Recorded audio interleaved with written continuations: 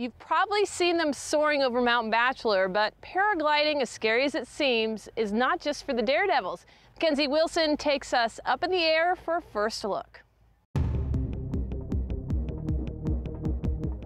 You know when your heart is telling you, yes, go for it, but your head is like, no, do not do that. That is a really bad idea. Well, that's how I felt right about now. Run, run, run, run, run.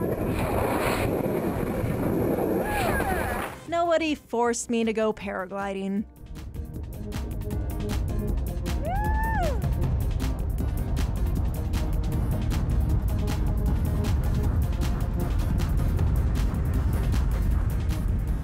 But I wish someone had, like, a really long time ago.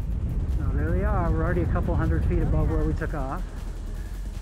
If you're like me, you're probably thinking, that looks really cool, but I would never do it because I hate heights.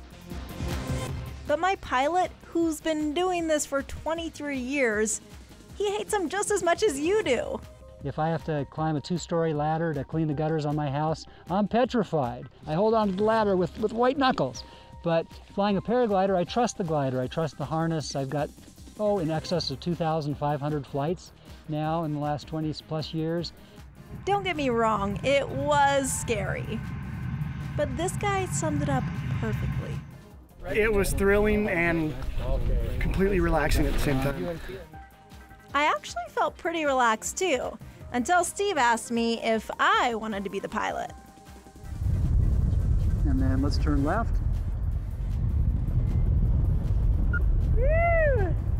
Really earning that little pilot card.